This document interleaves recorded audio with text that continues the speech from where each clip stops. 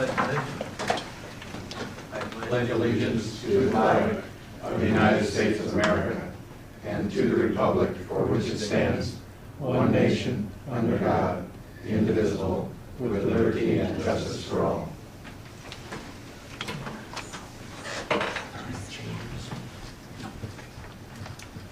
Motion to approve the agenda. So moved. Second. No amendment. All those in favor say aye. Aye. Opposed? We'll start off with public comment.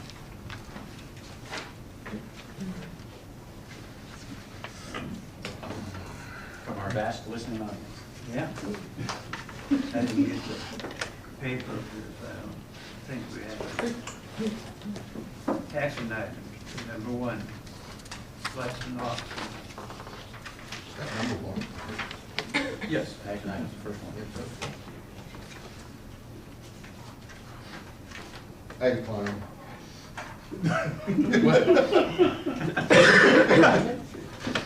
Just want to be clear about that. Well, first of all, let's find out if anybody wants to change offices, change it. I still decline.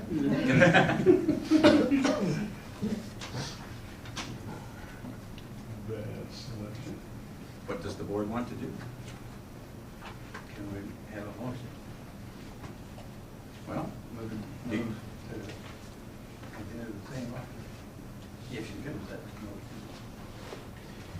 well, I'll make a motion to continue the officers as currently constituted.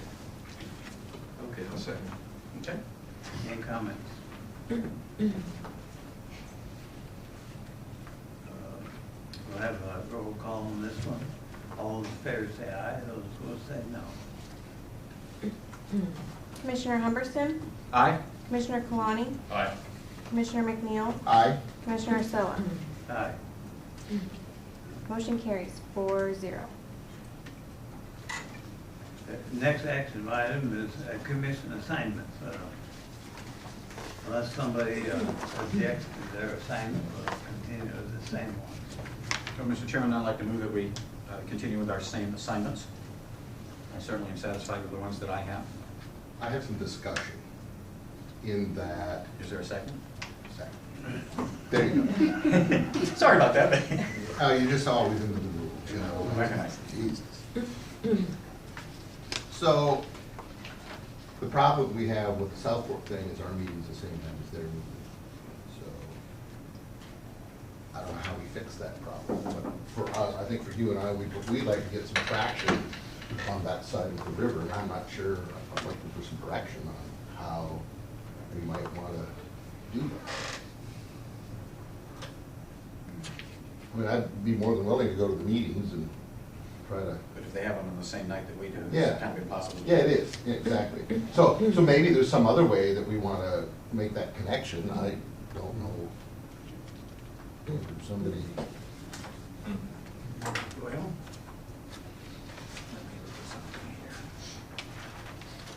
Did you say something? No. You wanted to good volunteer? plan. Good plan. You'd stay too, right? You'd go ahead. Let's work on that before next meeting, figure out how to. Yeah, I mean, or maybe I can go over afterwards and sit down and talk to somebody and just kind of find out, you know, I'll do whatever, I can do it during the day, or, you know, just as long as they know what our pleasure is with trying to do something with that. Well, if you can't attend their meeting, but you can meet with a representative from their board, say once a month, so you're brought up to speed. Right. And the only thing I would like to suggest to the chair would be that that would constitute a legitimate meeting, for which you would be compensated like the rest of the meetings that we all go to. Yeah. And I think that's only fair. Okay. And then you would do the same thing we all do, which is report back Yeah, right. with a written report that goes in the file for anybody to read that wants to read it. And so, just so everybody's clear, my thinking is we're not getting any response back from Oregon City. And so maybe what we need to do is try to get something going with South Fork, because then talk to the two cities. And maybe that's a better way to do it. I don't know, you know. I'm just a little frustrated that I've made no less than a dozen attempts trying to get something going, and I just can't seem to get any traction. My only observation, I think you're right on, is we know that most of the dialogue right now is being controlled by staff. And so I think the idea of having some board contact from this board to their board is probably the preferred way to go until we get out of the clouds, so to speak. Okay. I mean, I think there just needs to be a strategy, and I'm not sure what that looks like, but, you know, whatever we decide to do, I'd be more than willing to take that forward and meet with John or whoever we can get them to designate as that person. Okay, why don't you explore a meeting with Okay? somebody there? Can I work with you and Yeah. make a contact? And if you need us to help, let us know. Okay. So you just do that. Sounds good. I'll bring that back. We don't have that one as one of the special assignments for Oregon City, but we think we ought to add that to the list. And then again, if the same process occurs where you either go to their meetings or have a scheduled meeting with, Right. with one of their board members, So, again. so I was, you know, I'm assigned to South Fork, and so we'll take care of the South Fork thing. If we can work something out with Oregon City, you know, maybe you and I can go switch off or do something and try to get that going somehow if we can, so. I'll put you as the alternate, just in case. Yeah. Okay. All right. Got it. Since I made the motion, I accept the changes, Thank you. and you seconded it. Yeah, Okay. yes, I did. All in favor, say aye. Aye. Opposed, Aye. say no. Cam, you want to give us a report from the executive session? Yes, sir. The board met on June 23rd in executive session and discussed two primary items. One was, or three actually, one was to submit to the general manager his performance evaluation, which he accepted, to resolve a longstanding contractual issue that dated back to 2009, and we resolved that contractual issue, and to adopt for the general manager goals and objectives that will be on our agenda for a vote tonight. And that was the substance of the meeting. Any comment from the public? Seeing none, we'll move on to item number 4. I would like to say, Larry, if I could, I just wanted to say that I'm glad we've got that behind us. I think there was some confusion amongst us board members about exactly what process we were dealing with, and we have cleared that up. And like I said, I'm glad you're whole, and I'm glad that we're moving on. So I think the public needs to know that that's finished. That's one file I'm going to look forward to putting away. Me too. Yeah, thanks. Thanks for your work. Can we have a motion to approve the goals of the district? Yes, Mr. Chairman, I move to approve the goals for the district and general manager for the year 2014-15. Second. Any comment? I sent you an email. Did you see that? If we could just add that as part of number 6 or something, I don't know what you want to do with that. Yeah, what I had, and I apologize that I didn't get back to you, but I was under the impression that when we talked about this, we had included the IAP in that discussion.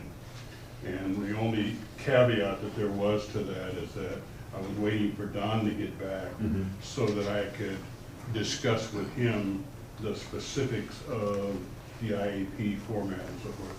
He has brought me that information, and it's a little bit different, but I can talk to you about that. We got the FEMA thing, and what the FEMA definition of the IAP suggests that you really need one for, first of all, you should be doing scenario planning, and you should have an IAP for each scenario. So for example, if there were a spill in the Clackamas River, you might have a different IAP than you would for an earthquake, than you would for a main break. And so with that in mind, I'd be more than happy for you and I to get together and look at that a little bit more, because I did pull it out of the FEMA manual. Right, and so the rest of the board members are clear. There's 2 pieces of this. the COOP, which is an ever-evolving document, you know, that needs to be worked on a regular basis, so Right. that as conditions change, you update your thing and you work your thing. What I'm looking for is within 90 days, have Dawn get something together that is a basic framework for an incident action plan. It basically doesn't change because we have a finite number of people in the organization. But what I'm mostly looking for is assigning people to the command and general staff functions and then being done. So you have finance, ops, plans, logistics, and liaison person, and then assign whoever's going to be in charge and who's going to be our spokesperson.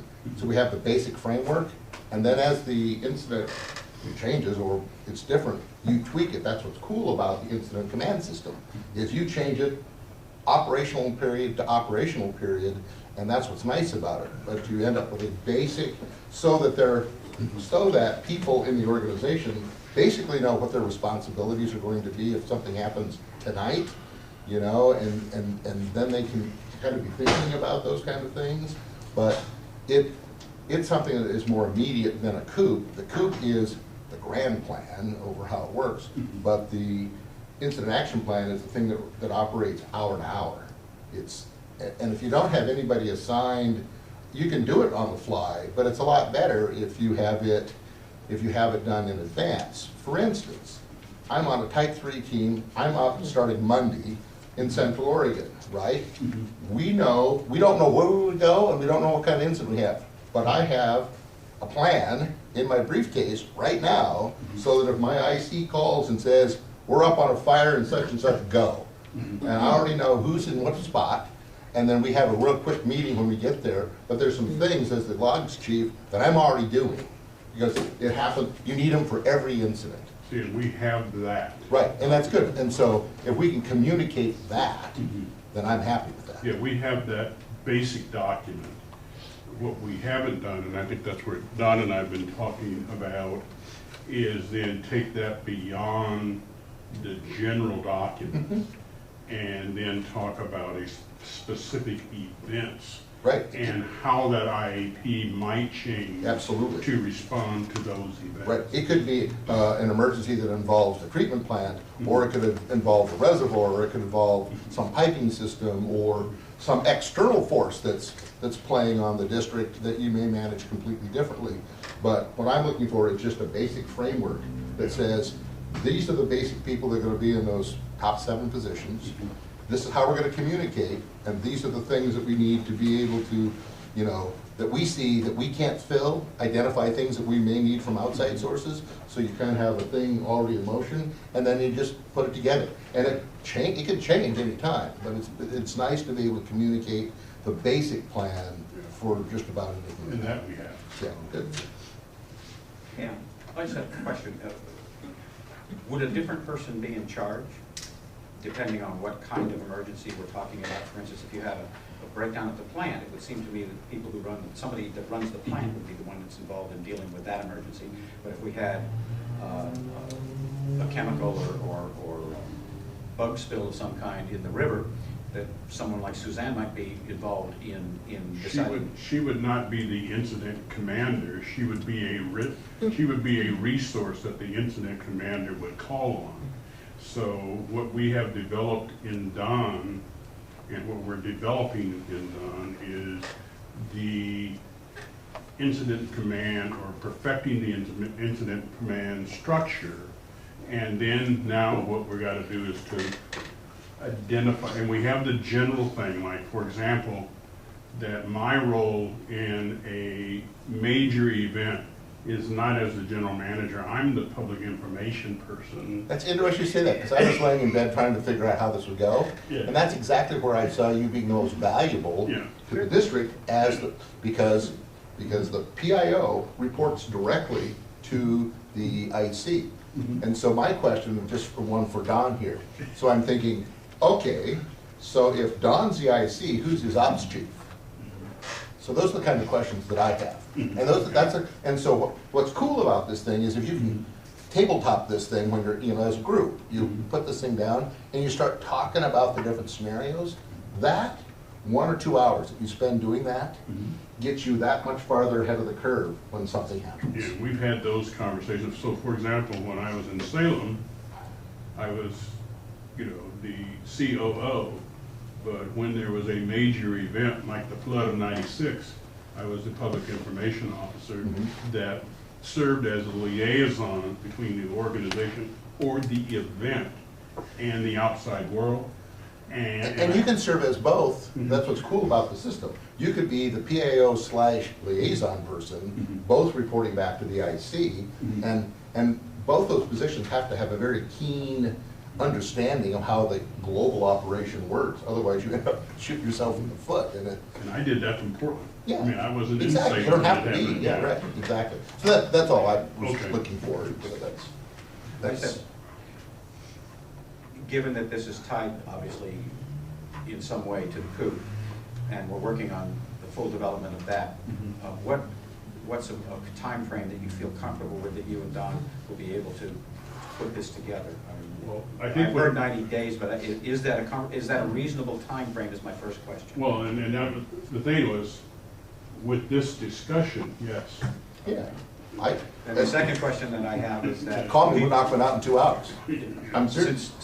Since it wasn't included in our budgeting process as a specific thing, do you have the resources, or do you feel comfortable coming back to the board and asking for the resources if you need them? Well, that's gonna be part of our development activity, because we have the basic document. Yeah. And now that I'm clear on what I Commissioner emailed I just want to make sure McMahon that, you know, that you have the time and the resources. Part of the reporting back, which was the other thing I think that you had mentioned. Yeah. And quite frankly, that's what my management report is intended to do. In addition to tell you what we're working on, it's also a status reporting document that says here where we are on certain goals. And so that's why it's not an action report, it's more of an event, activity, here's what we're working on. Okay. I just wanted to be sure you had both the time and the resources then. Yeah, So if we could just have something, I'm happy with the goal. I just wanted to make sure that, right. because I have kept trying to get, that's to make sure that's on the list, because I think 90 days is way more than enough time. Yeah. So, but I didn't know what people's summer schedule was like and who was here and who wasn't here, so I didn't want to cramp you the Yeah, time. and everything looks, as you know, everything is definition in terms of what you're talking about. Okay.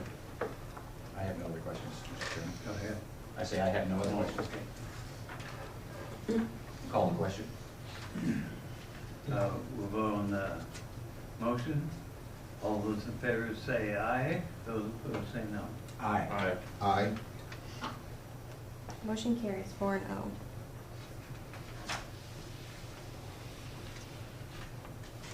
Let me say one other thing while Carol's getting to that.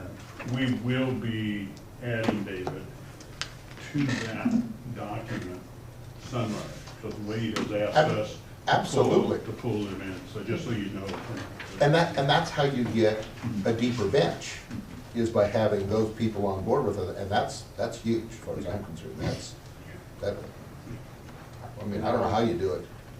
And also if we get the emergency enterprise, Yeah, that's when a you're part of talking it. to those groups, you can begin the discussions on how that all gonna work Yeah. at the same time. Yeah. Carol, item number 5. Okay, good evening. Item number 5 is talking about recurring payments. I do have a,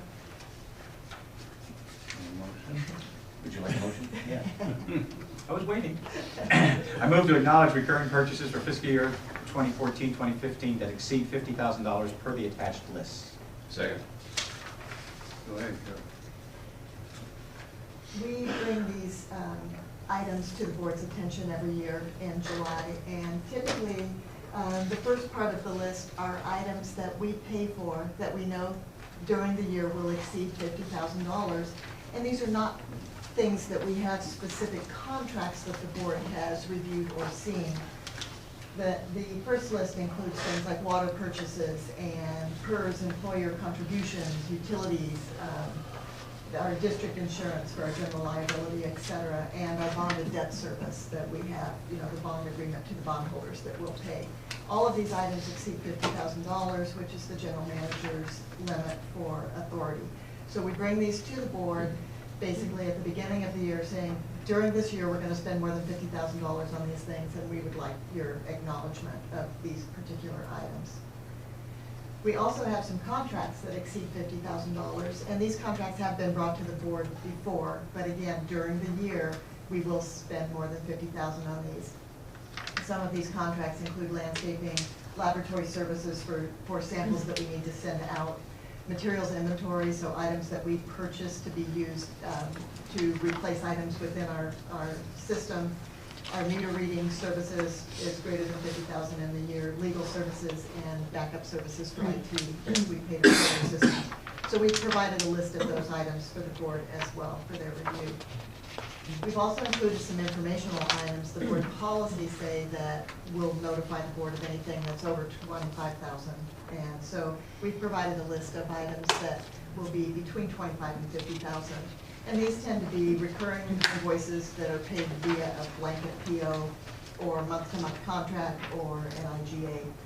And these also include, this list also includes contracts that annualized are between that $25,000 and $50,000. So again, you have the list in your board packets, and we're just asking for you to acknowledge that as a district who operate the district, we have the authority to spend the money. I have one question, Mr.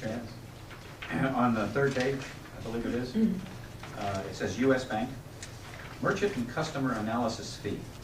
What is merchant and customer analysis? The customer analysis fee is we keep money in the bank, and they actually pay us a tiny, tiny bit of interest on that money. It's called a customer analysis.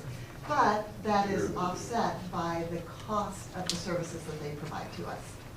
So we pay them for the lockbox service, which is basically opening all the envelopes from our payments for our customers and generating a report depositing those funds into the bank. There's fees for clearing checks, fees for credit card payments. So that's all It's in all that. kind of rolled into that. Okay. One of the things that they do is they actually have connections with a lot of the online banking things where they gather all those together and send us one report that we can then apply to the customer account. So fees for all of those things, those fees are offset a tiny bit by the interest that they pay on the balance we hold in the account, but in the last probably 5, 6, 7, 8 years, that's been We such a ain't making tiny any amount money. that, yeah, we would have to keep all of our money in the checking account to even offset that a little bit. And it just makes more sense to leave the money in the pool. Just curious as to what it actually meant. Thank you. Any more questions? You done? There is a motion. All right, there has already been a motion. There is, Yes. second? You seconded. Oh, good. Up to you. We'll have a roll call on this. All those in favor say aye, those opposed say no. Commissioner Humberson? Aye. Commissioner Kalani? Aye. Commissioner McNeil? Aye. Commissioner Soa? Aye. Motion carries 4-0. Item number 6, Carol. Item number 6 is bringing to the board authorization for our bank accounts and our check signatures. This is something that hasn't changed, but best practices suggest that we bring this to the board every year just so everybody knows where we are and what we're doing. Do we have a motion? Move to adopt resolution number 01-2013 to authorizing bank accounts and check signatures effective July 10th, 2014. Second. 2015. According to what I have here. It says 1-3. The agenda there says. Actually, there, you know what, you're right. It says resolution number 2015 at the top, then it says 2013 in the body, and effective 2014. So what would be the correct? Previous one. The resolution itself is 2015. That's what's on the agenda. Okay. I had 2013 in the body of the motion. Yeah, Okay. I Then apologize for that. I will reread the motion. I move to adopt resolution number 01-2015 to authorizing bank accounts and check signatures effective July 10th, 2014. Second. Any more? I don't really have anything to add to that. As I said, there's no changes. We're continuing to bank with U.S. Bank. The check signers are the general manager, myself, and the water treatment plant manager. We also have the board officers as signers, but that would be in an extreme emergency case, and we would have to get sample signatures from each of you to do that. So far, we've not needed that, but it is included in the resolution should that ever happen. Although we did have, this came close during the period of dysfunction. Remember, there was a Oh, yeah. newspaper article, Yeah, and this thing was pretty scary at the point. So. Yeah, couldn't pay the bills. And during that time, I confirmed with our bankers that they would not do anything with without an authorized resolution, and that they would actually contact me first to make sure that it was an authorized resolution. That we didn't have a road board? I got a question now. When you say authorized, would that be the commissioners themselves would authorize this? And that would be acceptable? No, it would go the other way. It has to be a resolution that is signed by Commissioner Soa, Commissioner Humphrey, and Lee Moore. Oh, okay. So, Any more questions? So I guess so do we check fees and stuff with other banks, or is that? we have not done a request for proposal in quite some time. Uh-huh. And that is something that we can do, and I will tell you that changing bank accounts is a challenge. I know. Then they're done then. So I have done RFPs in the past when I worked for the city of Lake Oswego. It is certainly something that we could do, so if the board has any interest in going out to the market. I do know when I did it in the past, the fees weren't very different and the services are essentially the same. So, you know, but you can do that and maybe get a little bit of benefit, but I don't know, just with all the changes in the banking system in the last couple of years, I just was interested in knowing whether, you know, for me personally, made a huge difference. I mean, I'm saving hundreds of dollars.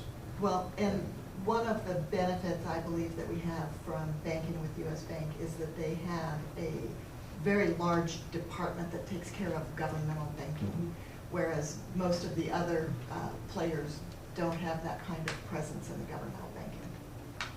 I guess the only reason I ask is because I do a fair amount of work for governments, and I see who their banks are, and they're all over the board. Yes. I mean, they're everywhere. It used to be, you know, Bank of America and U.S. National, Yeah. and that was pretty much it. But, you know, I mean, some of them bank with somebody in New Jersey, and, you know, I mean, it's all over. So I didn't know whether it was, what the reason was, but I just see that.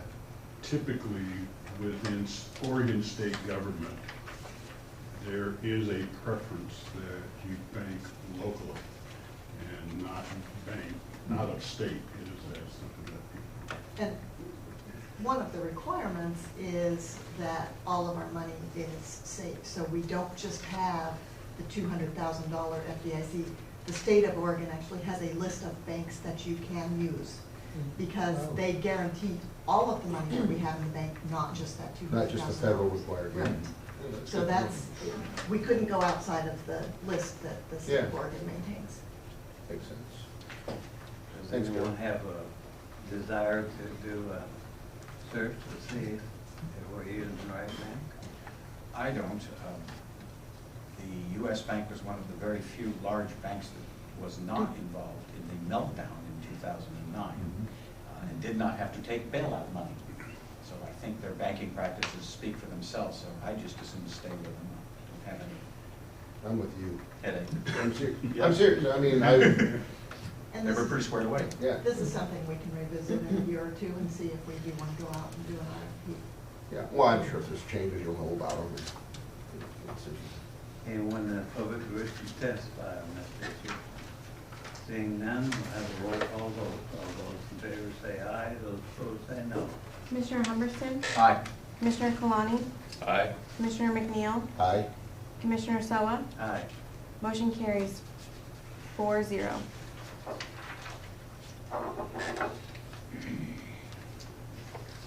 Let's see, now we're at 8. 7.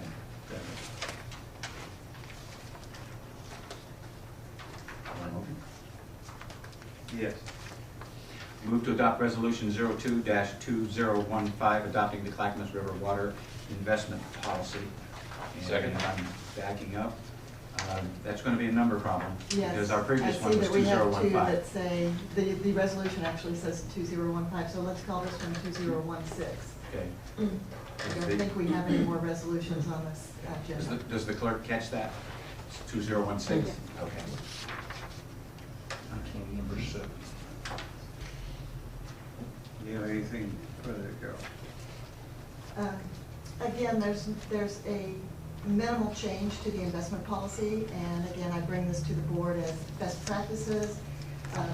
The local government investment pool does have a maximum limit. Doesn't impact us, we don't have that much money in the pool, but we couldn't have more than $45,642,885 in the pool this year. We wish we did. But just to give you a market comparison, we are currently earning 0.54% on our investments in the LGIP. 1-year treasuries, U.S. treasuries are paying 0.11. 91-day U.S. treasuries are paying 0.04. And if you look at our neighbors, the state of Washington is paying 0.09 on their local government investment pool, and the state of California is paying 0.228.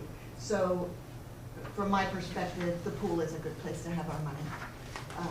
To maintain the safety, which is our primary concern, is the safety of our investment, with a secondary concern, returns, we're actually doing fairly well on both counts. Any other questions, comments? One comment, Mr. Chairman? Yes? For Carol, at the bottom of page 5,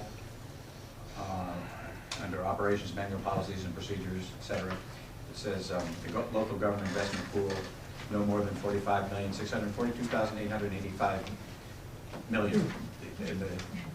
We will strike that. Yeah, strike the word million. Before the policy is signed. I wish we had 45 million, 45 million.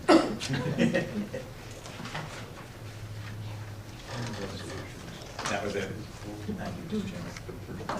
Oh, they are on 2015, it's 01, 02, and 03. Yeah, that's what I thought. They're all Okay. 2015. They're all 2015. 01, 02, There, 03. think about it, because that's what I thought it was Thank supposed you, to be too. Thank you. The 2015 is a year. designation for the year. Yeah. 01, 02, and 03. We will make sure that before resolutions are signed, that they're the appropriate numbers. Okay. I have nothing else. Before Carol, I do have a question. So we've now billed our first go-round since we passed the rate increase, and I was wondering where things are. We have, I will be reporting on like our cash position and our Right. outstanding balance. We haven't really gotten a lot of negative feedback from customers. They felt that they were well informed. We have had a few questions, and there are people, the people impacted the most are the low users. So they can see that their use is costing them the same, and the base is costing them more. But we have had, actually, I would say, excellent conversations with the customers that have asked about that. Good. And asking why the base rate is higher, and we have explained, that even if you use a little bit of water, we still have the pipe in the ground to your meter, and a meter that we have to maintain just like everybody else's meter. And it really has, sometimes, you have the meetings and very few people show up, and then they get the bill, and it goes crazy, and we really have not seen that. So my experience from the people that I've been talking to, I've talked to probably 25 people. I was been amazed at how many people do not understand that there's two parts to the bill. They just don't understand that there's a base rate and there's the consumption part. They just look at the bottom line number and that's it. And so, like you, I've been trying to explain to them what changed, why it changed, and that the consumption piece is no different than it was last year. And so I'd be anxious to see after this hot shot of whether we're gonna get what it looks like. Right. And we have had a few people that used 1 or 2 units more than they normally do. And seeing that bottom line being bigger had some concerns. But when we explained this includes the rate increase was about $7 on your base rate. Your consumption, you're paying for 2 more units, but that's, you know, another couple of bucks. So, Yeah. so overall, people have been pretty calm about it and not really a lot of concerns. We're seeing collections come in as we would expect. We're not even to the due date yet, but the collections seem to be coming in quite well. We don't have a problem like they have in Detroit. They cut off thousands of people I from saw the read water. that. Oh, my goodness. Shut it off because they were behind in their bills. They're out $40 million Yeah. in unpaid water bills. Holy moly. And, you know, obviously, we're a much smaller district than the city of Detroit, but we also kind of keep right on top of our customers. We don't let them build big balances, and we don't let them go too far out, particularly because we bill every other month. So if they can't pay it on the first 2 months, they're gonna be even less able to pay it on the second 2 months. So we try to work with them. We try to get people to call us before the due date to let us know if they're gonna have a problem. We have been able to set payment terms for people, and then we follow up to make sure that they meet those payment terms if they can't pay it all at once. And the numbers of people that are on our shut-off list is staying pretty stable. So it hasn't, even through the downturn, it didn't really go up significantly. So, What I'm surprised at is I've gotten 3 calls, and they were about the printed material that was in the bill, and they appreciated that, having those explanations accompanying the bill, which surprised me, you know. Yeah. So, I think it was good. Yeah. Yeah, absolutely. I saved that last one to carry it around. Me too, and that's exactly what I've been taking around. Somebody with me. forgot to read it, here it is. Yeah, exactly. You know, somebody stopped by, what's it, let me get my thing here, here's the, you know, did you see this? Yeah. And because we have a multi-year plan in place, it's my intent to send out a notification every April to let people know what to anticipate in their next bill, just to keep that communication open. Well, I'm glad that I'm the lucky one that gets all the mad calls. You do? I probably got 40 or 45 You do? people that's really upset. So, I hope they continue to call me because I've got broad shoulders. Well, I actively seek people out when I know they live in the district. I just ask them the question. Have you paid your water bill, or what do you think? And like I said, when the discussion gets going, I was amazed at how little they understood about how the money was divided and where it went. And so that, I think education is a huge part of that, and I'm sure you're trying to do that for these people that are not so enamored with the way things are. But Well, I've had a couple of people that didn't really understand, but most of them understand. uh-huh. It's an only bureaucracy.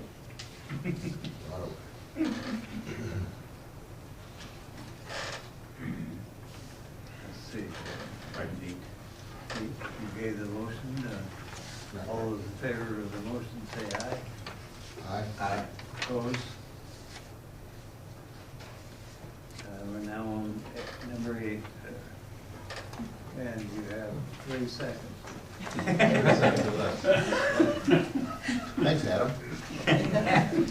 Good evening. Good evening. Well, he would be happy to hear that. He probably needs some rest right now, so. The motion with the Board So, of Elections. this replaces this? Sorry, that'd be. Pardon? This replaces this?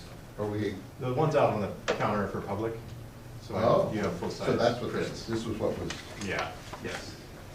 and this is the super secret Niedermeyer one. Right. Nice. Should have your initials on it. Okay, we're waiting for Dan's motion. Mr. Chairman, I move the board approve and authorize the board president's signature of the notice of acceptance for the emergency power and electrical upgrade project, CIP 09-5096, which establishes the project completion date as July 10th, 2014. Second. Go ahead, Dan. Thank you. Well, we didn't do a ribbon cutting ceremony on the job site. I didn't bring any ribbon today, but this could be considered it. As you know, the project, I'm going to jump right into page 3. The scope was to install an emergency generator that would allow us to maintain water production at the treatment plant in the event of a power outage. I will say right now, we just had a power event this last Sunday. The generator kicked on for a few minutes. It was a very short duration, but it was one of the few we've had, I think, in a number of years. So it was good to see things functioning as needed. So it did what it was supposed to Did what it do? was supposed to do, yes. Good. And PG was glad that it did. Yes, they were. We also installed a number of major electrical upgrades at the treatment plant and a little bit of pump station. And all those improvements really kind of hone in on life, health, and safety, reliability of equipment, upgrading equipment to today's standards. The work that we have remaining, really just administrative type items, working to tidy up and finish the as-built drawings and the O&M manuals with the contractor. As a non-project item, we'll be looking in the next couple of months to update our electrical policies and procedures for the district with more of a focus on modern standards. Just to give you a snapshot of the timeline, I'm going to throw this out there so you can kind of get a picture of the, for those of you that may not have been around back then. I was not. In October of '06, we purchased the generator. And then it went through a few years where we had some decisions to make and work that was done to kind of scope it. It was under the FEMA projects for a while, and then it was re-estimated, and the actual costs came in much higher than at one time thought. So it was de-scoped from the FEMA work at that time. Of course, the FEMA work was completed, and then in June of 2010, we conducted a system study that really looked at the feasibility of how do we plug this thing in out there, and is our system able to handle a new load like this? We found out it wasn't. We had other issues, and we went forward with the project to improve the electrical systems at the plant so that we can install this system in really January of 2012 is when we started major design, and then through about a 2-year period, design and construction with our contractor, Oregon Electric. Just a couple really quick photos of the finished product. If you haven't been out there yet, you get another chance, I think, at the gala in August, our 50th anniversary. But here's a quick preview just of the facility there. Again, I know I've been through these before, but I like to show them off. So the generator, the switchgear, the fuel tank is hiding behind. Give you a different view. Here we go. Here's a view in front. The fuel tank, 5,000 gallons of diesel fuel storage, double walled. And the stuff you can't see, of course, is all the conduit wiring going into the treatment plant over here, and actually down the hill towards us. I have a question. Uh-huh. So is that fuel tank full of biodiesel or just straight diesel? It is the red grade diesel, the non-road grade. Not the question. The government, It's state. not biodiesel. It's not, thank you. Yeah. Otherwise, I was asking you to scrub it. So, Yeah, no. There is a filtration system in there. yeah, see Keep that. keep it clean. Could you use biodiesel if you needed to? I don't know the answer to that. Be a question for Caterpillar. Yeah, the generator the cat's got manufacturer. it, okay. They may have some type of conversion kit or something. I don't know that. That's one kind of a bird's eye view looking from the plant. Just kind of the compound there. Of course, we made other site improvements, the gravel pavement out here, all that, just to kind of improve the site for access, not only for us, but of course for PGE, who will be maintaining the generator, and then for any other service trucks, fuel trucks, obviously. Wanted to look at the budget real quick. This first slide is just the construction piece of the project. The next one will be looking at the overall project budget. By that I mean all the other indirect, labor, design costs. But the CMDC, the construction manager, general contractor, Oregon Electric, their guaranteed maximum price was $2.08 million. That did include contingency and design costs. The actual dollar value, when all was said and done, was 2.062, so about 25,000 under budget. That did involve some use of contingency, about 74% use of that 99,000 that we had in the owner's approved contingency. The overall project costs, I did break it down a little differently here. So if you're looking for the GMP that I just showed you, it's integral in the construction amounts and the design amounts. A piece of that is the 72,000 was the contractor's design value. The other design dollars were our consultant, staff time. So if you're looking over at the estimated / actual, those are really all but the in-house labor, overhead, and other costs. I estimated that because we still have a little bit of overhead dollars with staff time and completing that work I mentioned, the as-bills, the records, that project closeout type stuff we'll be doing the next month or two. But again, overall, we went to the board, I believe, back in May of 2011 with this number, $3.2 million. That again encompassed all costs for the project, not just construction. And when we look at the numbers, net, or subtotal rather, we came in at about 3.1. And then the other amount that's a credit to the program is PGE's contribution. We purposely left that value out of our budgeting, out of the preliminary dollars for budgeting purposes. We still have to budget for the total amount, even if we're getting a contribution, whether it's a grant or, in this case, a contribution from PGE. So they based that $375,000 credit that they gave us on the size of the generator, primarily, and the net value to them in their dispatchable power program. So we just received that check, right, Carol? Yes, the other day, June 30th, from PGE. So that is cash in hand, yes.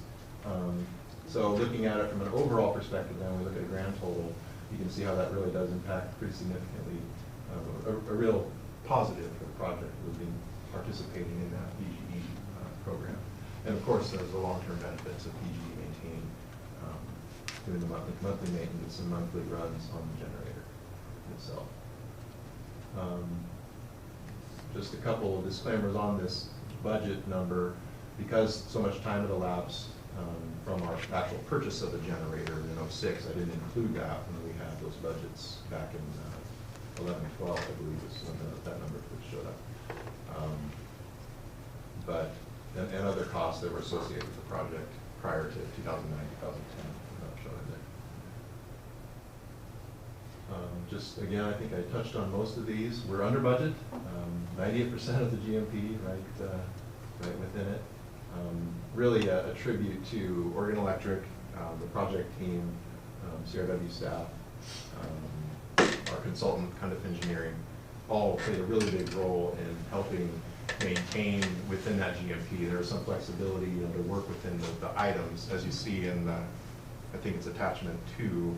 There's a change order form, and then behind that, Exhibit B, I believe, there's a big breakdown of all the costs, the line items essentially. And the contractor worked very diligently to, where there might have been overage in one item, there's flexibility within the contract to allocate costs elsewhere, and vice versa. If there was savings in one item, you might have another item that was somewhat over, and then they balanced it very well. So again, a tribute to the project team. And then again, the PG contribution, the benefit of that, both short-term and long-term.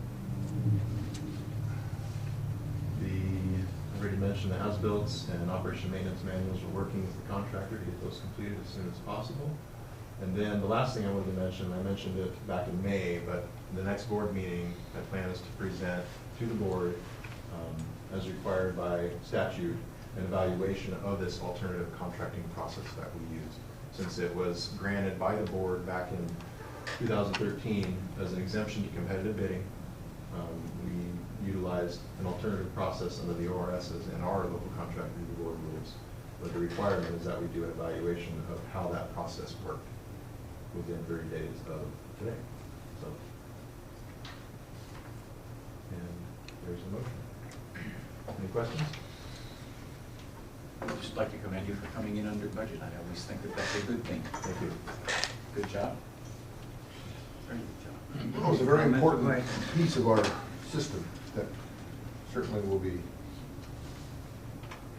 will serve the ratepayer for many years to come. So it's nice to have that. I like the fact that we had a power outage and it actually kicked on, did what it was supposed to do, because quite frankly, that ought to be something we put in the newsletter, that, you know, we spent all this money in partnership with PG&E. We had our first power outage and it worked like it's supposed to.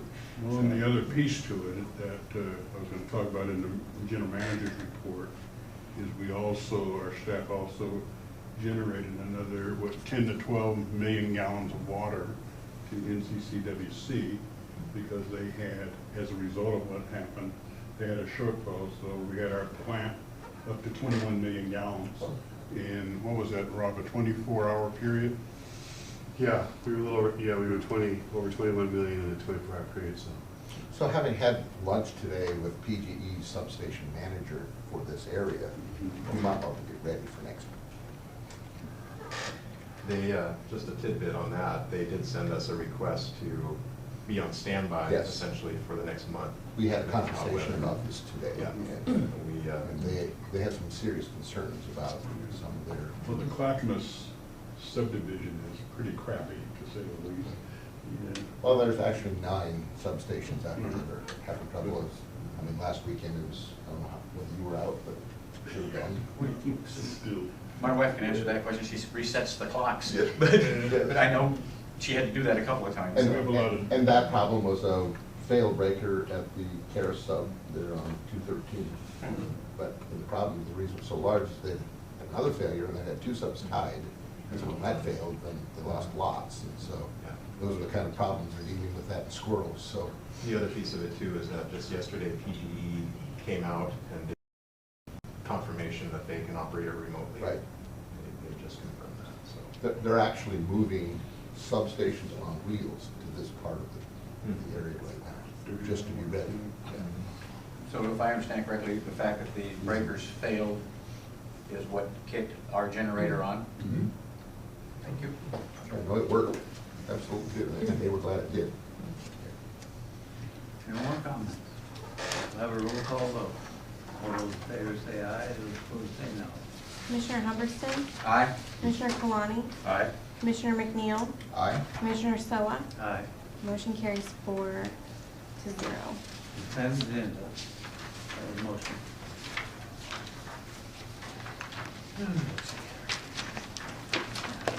Mr. Chairman, I move to approve the consent agenda as presented. Second. All those in favor say aye. Aye. Opposed? Moving on. Informational report. First one is the financial report by Carol. Starting off with the accounts receivable aging, the balance as of June 30th was $873,570. This is a lower number than we're used to seeing, and that's primarily due to the fact that we did transition our commercial accounts to the alternate months. I believe I mentioned this to the board last month. We did this to try to smooth out our cash flow so that we don't have those giant peaks and valleys from having everybody billed at the same time. The commercial accounts generate nearly half of our revenue, so it should make our cash balances stay much more even and provide us with the ability, if we get a large CIP payment that we need to make on a non-billing month, we'll still have the money in the bank to be able to pay it without having to transfer from the local government investment pool. The balance as of this morning was $588,000, so you can see of that $873, a lot of our customers have already paid. The due date is Monday, so a lot of people are paying ahead. On the cash and investment position, we have over $8 million now. We have bumped up a little bit higher than we were. A significant portion of that is the money that we did get from PGD on June 30th, so that is included in that $8,150,000 number. Looking at our revenue compared with prior years, you can see that our revenues this year are coming in pretty well. We did have higher volume usage in at least the August billing last year, although October was a little bit lower. So part of it is the rate increase and part of it is just change in consumption. This does include all of our sources of revenue, including our SDC revenue, which this year is well above budget. I think we're at 200% of what we budgeted. So the SDCs are also boosting that column up a little higher. And here's the expenditures. This is expenditures comparing all of those 5 years through the end of May. And again, you can see the expenditures are higher as well, but we did have the large CIP, which is the purplish color here. You can see that's significantly greater than it has been for the past few years, and that was primarily the generator project.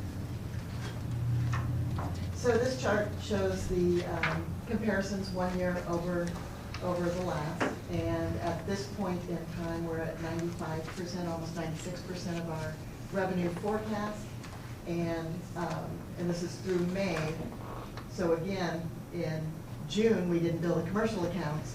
When we bill them in July, though, we will carve off part of that and accrue it back to the fiscal year. A year ago at this time, we were at just 91% on the total revenues.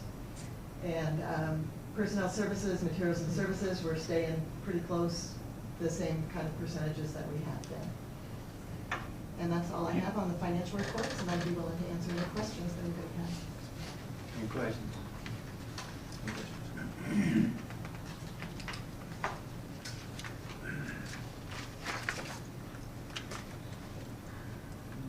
Manager report. Thank you, Mr. Chairman. The labor negotiations has been curtailed briefly, and we plan to get that rescheduled so that we can get that activity completed. What caused that curtailment? What caused it? There are some issues that I'd like to talk to the board about after this meeting, but there are some medical issues on my part that not be able to do that.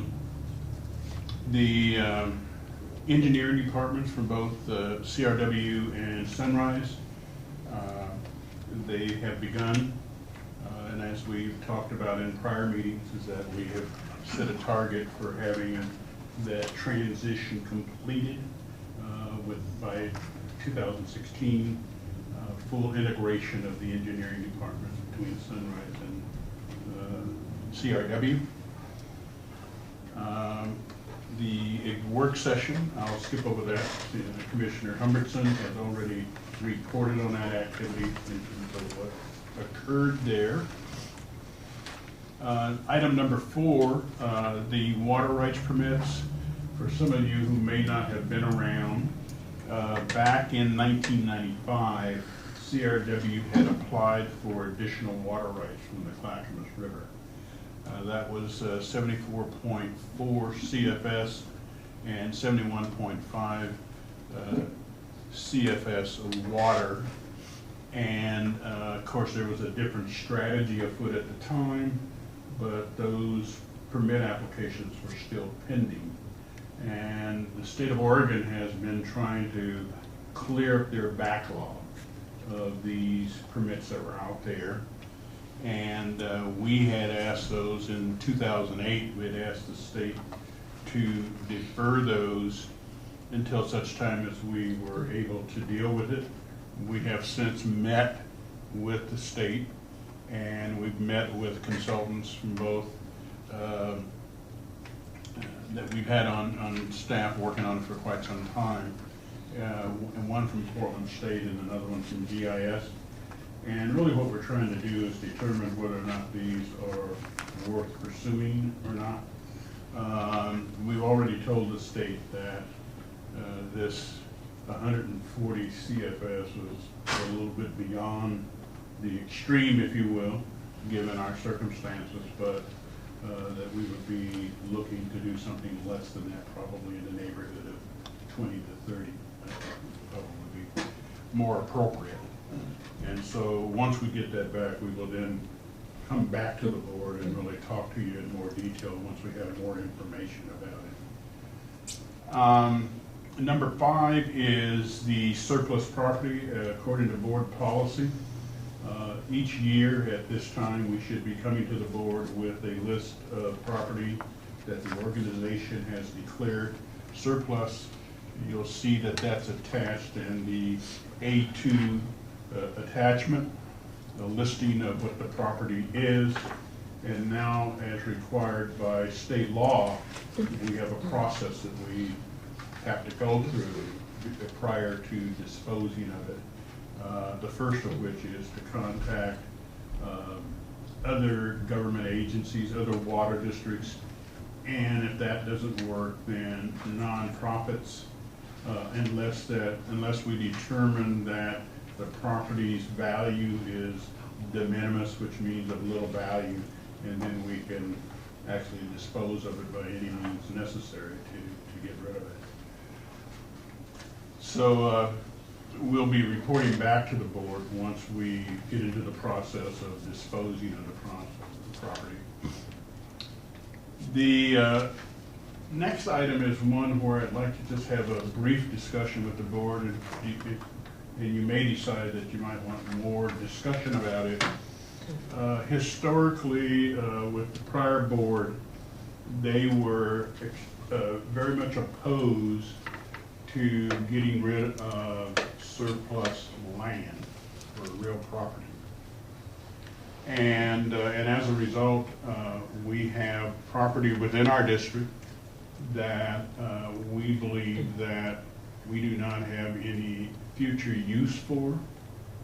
And we were notified recently by an adjacent property owner that they would like to do one of two things, I guess.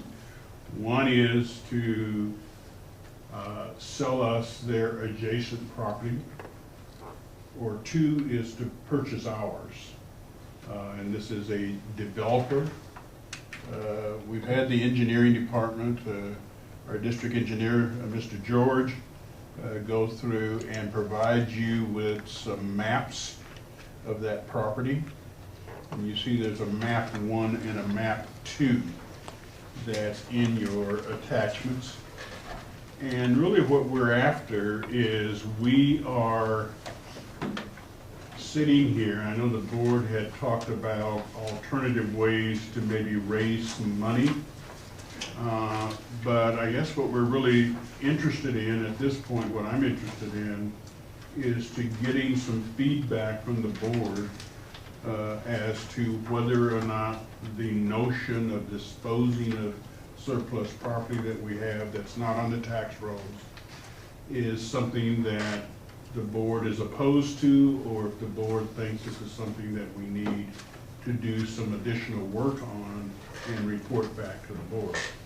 We have told the developer that about the board's prior policy, and we did indicate that we would bring this issue to the board generally for some direction. And if you'd like to talk about the specifics around these parcels, Mr. George is in the audience, and I'm sure he would be happy to kind of talk you through some of this. How are I guess my question would be, are we absolutely and unequivocally certain that we will not need these properties in the future? What we have done is done some preliminary hydraulic modeling. We obviously haven't gone to the nth detail on it because we didn't want to get too far down the road if this was a useless act, so to speak. So, but from everything that we can see at this point, we're certain. And if, like I said, Mr. George is here if you want to. Just comment on that, Yeah, Stephen. The small lot, 50 by 50, that was a pump station in the Holcomb area, Park Place area. That pump station has now been demolished. It's in the Oregon City area. We have no water lines there. So it is a bare lot where a pump station used to sit. And there's two homes there that are butted up against it. They've asked in the past, my distant past, 4, 5, 6 years ago, if we were interested. I don't even think we even got as far as an assessment of the property value. It was basically just, the board was not interested. Okay, 50 by 50 is of no use, you can't build a house on it. So, and we maintain it. Yeah. We're responsible for maintaining it, so it's one of those little pieces you kind of go, oh, why bother? Brought that one forward, and then the other one is a very large lot of a little over 7 acres, and it was purchased back in the 70s for a future reservoir that would match up with our Mather Road elevation, one on each side of the district. Well, I have done some preliminary hydraulic modeling here in the last couple of years, and if we build the 152nd, we won't need the Center Street one, That's 7 acres. the 7-acre one. We own property over at the 152nd site. We own Mather. That would give us our storage needs. I have no heartache over it one way or the other. It is a fairly large lot. Difficult access, some of you have to develop an access, but that's what developers do. And it's a hilly, so I have never walked the site. I should, I just not had time. And that's what it is. So what's the current zoning? Haven't even, here, I'm sitting here, I haven't researched it. Don't know. We I've just done don't nothing. want to spend any resources if it was a. But, well, I mean, I mean, that's a simple one, Steve. it is simple, but I need to do modeling, zoning. There has been interest in a lot next to our property 6 years ago of developing a small subdivision, but they had access issues. And it just so happened the access that we do own, or the road that comes into the property, would be part of that development if that ever came back to life. It died on the vine after, for other reasons. I just haven't done any major research other than some light modeling in the past. And it indicates that we really don't need the site for storage. And it is at the far edge of our district. Well, the little one seems to be common sense to go ahead and sell it. I'm speaking only for myself, but it seems like the little one there doesn't seem any point to keep that. We don't have water lines there, then obviously you don't have a pump station site there, so I don't see where that one's a big question. The 7-acre one, we probably need to know more in terms of the zoning question and value, and then to make sure that it's, you know, not something we would need for a reservoir in the future, but I'm not adamantly opposed to selling something if we have no use to it, as long as it makes good, sound fiscal sense. And then the next question to me would be, would we use those funds towards some of our improvement projects, like the 152nd Street Reservoir, or finishing, contributing it to the Harbor Bridge project, or something of that nature? That would obviously be a board decision because it would come in as miscellaneous income. I understand. And so, and the other thing that probably is out there is it prudent for the organization to do an inventory of all our lands and determine if what is something that we're going to need versus things that we may not need versus something we don't know yet? And so, but again, as a staff, we have not spent any resources at all on this issue because it's been such a taboo subject in the past. So I think the question at hand is, does the board want the district staff to expend funds to have appraisals done and report back zoning and Modeling. whatever it takes Confirm that we to don't meet have- all the requirements? Our policies require that if we were to dispose of any property, and it's also consistent with state law, as you know, several months ago, Portland got caught in this when they abandoned a reservoir site. And one of the concerns that Bob and I have talked about is that if we were to look at the 7-acre site, for example, we would want to put some conditions on it if we were interested in selling it, because it's a treed site, it is a view site potentially, and I think we would want to make sure that whoever were to buy it were subject to certain conditions, such as getting a sense of what the surrounding neighbors thought and a bunch of other kind of things that you might get some blowback on if you go in and start cutting down trees and those kind of things. So in other words, if you were to sell it, you want to make sure you sell it to someone who's going to work cooperatively with the neighbors in a manner Exactly. that doesn't get them mad at us. Exactly. Okay, that makes sense to me. People have a love affair with trees. So Yes. you just, and I think county now has a tree ordinance, so I think you'd have to look at that as well. Could I have Yeah, sure. a comment?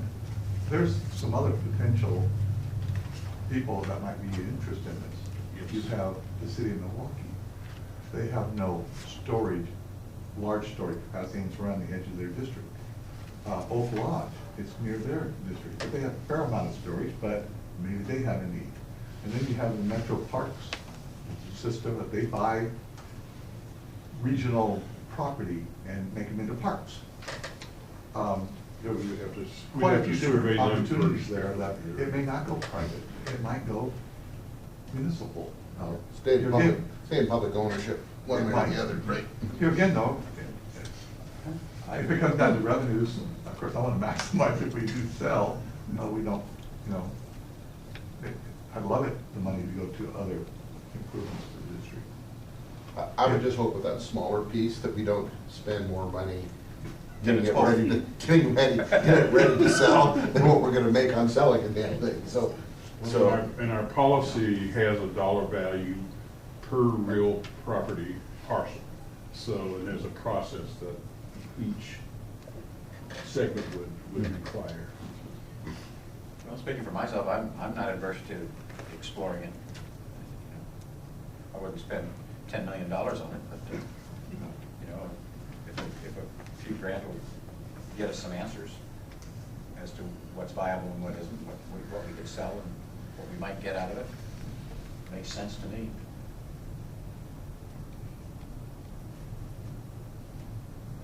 I don't hear anybody else, but.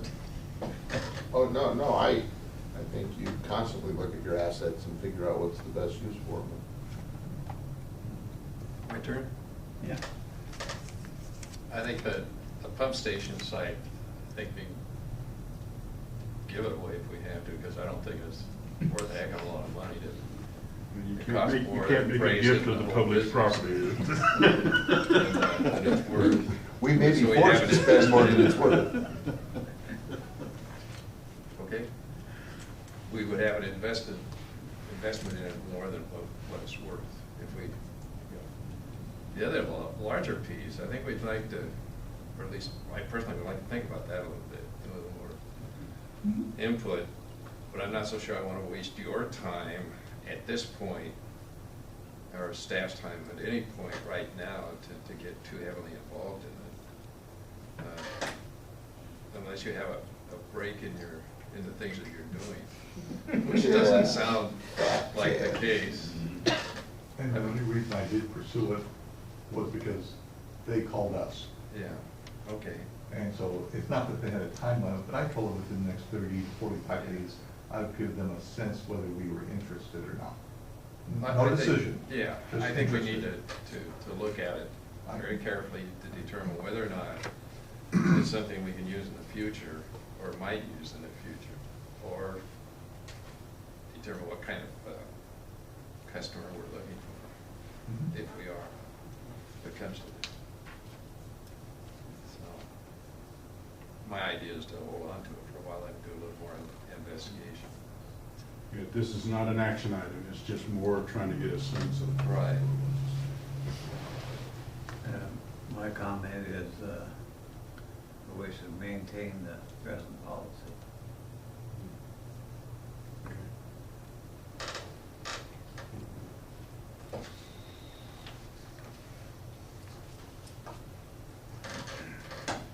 Okay. I think that was the end of it. Well, Yeah. we got 4 individual assessments, so, yeah.